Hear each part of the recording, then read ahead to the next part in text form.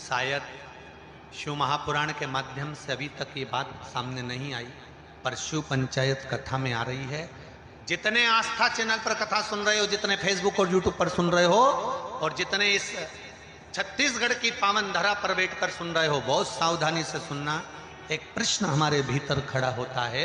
जब हम सूर्य नारायण भगवान को अर्घ देते हैं, जल चढ़ाते हैं, तो वो जल पृथ्वी पर जब गिरता है तो उसके छींटे हमारे शरीर पर लगते हैं। क्या वो ठीक है? क्या वो श्रेष्ठ है? तो शिव महापुराण की कथा कहती है, जब हम सूर्य को अर्घ देते हैं, सूर्य को जल चढ़ाते हैं, वो पानी जब पृथ्वी पर गिरता है, उसके छींटे हमारे शरीर पर लगते हैं, तो वो श्रेष्ठता का भाव निर्मित करते हैं। वो गलत नहीं हो सकता। कारण अब वो भी समझ लीजिए।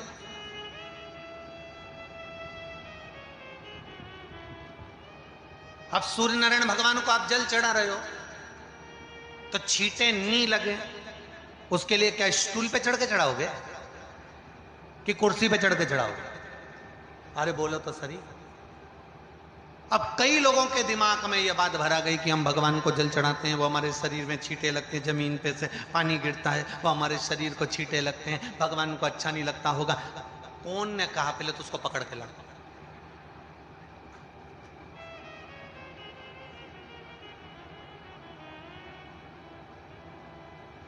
क्योंकि मेरे राम जी महाराज, मेरे भगवान कृष्ण,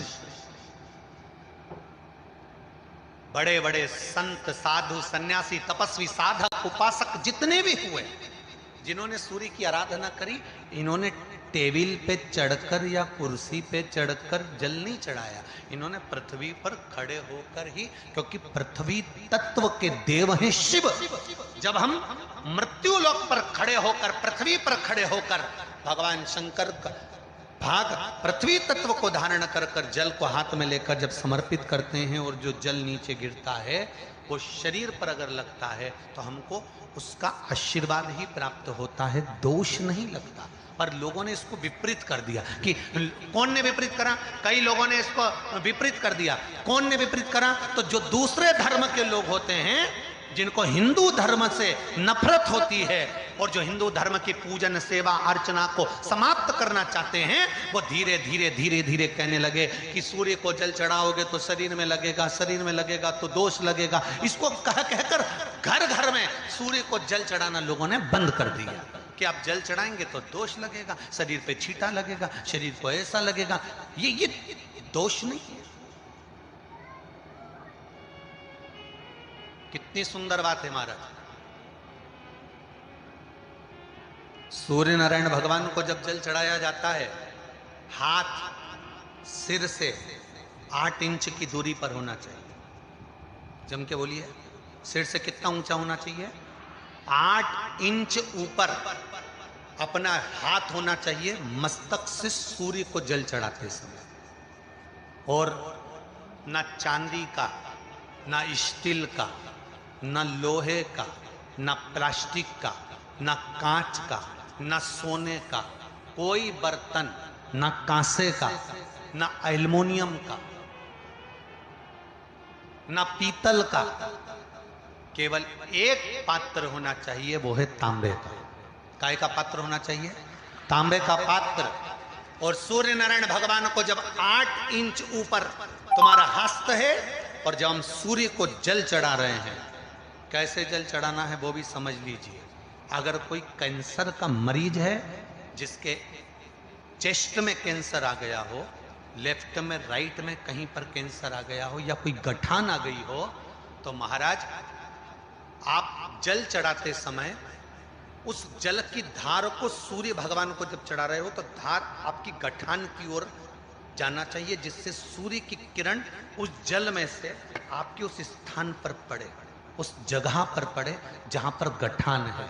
महाराज आप लगातार जल तो चढ़ाना चालू करो, अच्छे अच्छे डॉक्टर फेल हो जाएंगे और कह देंगे गठान ठीक हो गई।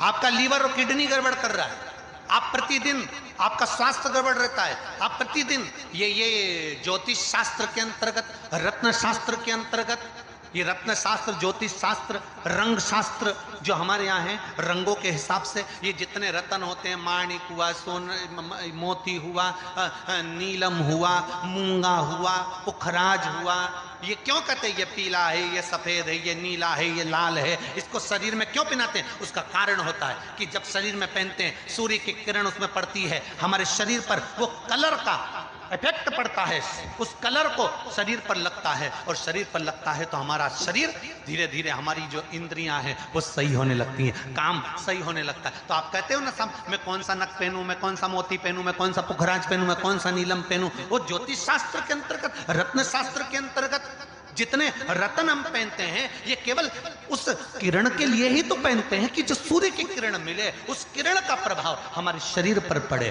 तो इन सबसे अच्छा है कि सुबह शंकर भगवान का नाम लो, तांबा का लोटा में जल भरो, 8 इंच ऊपर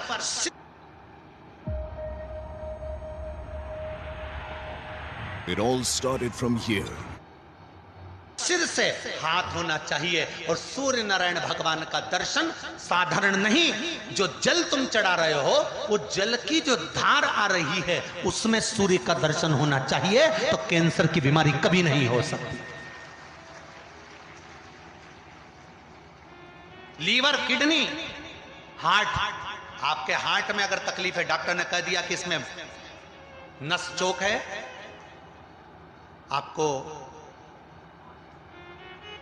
कहीं ना कहीं छल्ला डलेगा, आपको कह दिया इसमें कुछ ना कुछ प्रॉब्लम आ रही है, आप सूर्य को अर्घ देना चालू कर दो, सूर्य को जल चढ़ाना चालू कर दीजिए। आप सूर्य को जल चढ़ाओ, वो जल की जो तरंग आ रही है, वो जल जो निकल कर जा रहा है, उसकी जो किरण आपके हृदय पर, आपकी छाती पर पड़ रही है, नाड़ियों में पड़ रही है, नसों में पड़ रही है, उसका बल देखो तो सही।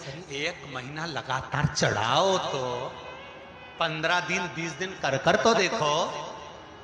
क्यों राम जी महाराज जल चढ़ाते थे, क्यों भगवान कृष्ण जल चढ़ाते थे सूर्य को, क्यों दशरथ जी महाराज जल चढ़ाते थे, क्यों कश्यप ऋषि जल चढ़ाते थे सूर्य को, सारे 33 कोटि देवता, सारे ऋषिवर, साधु संत सन्यासी तपस्वी साधक उपासक सब भगवान सूर्य को अर्घ दिया करते थे। क्यों देते थे, किस लिए?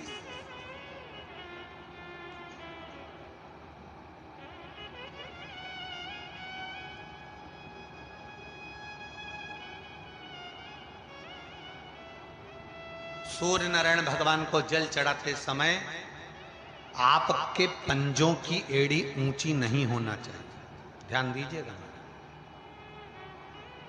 आपका पंजा पांव का पूरा की पूरा जमा होना चाहिए भूमि पर।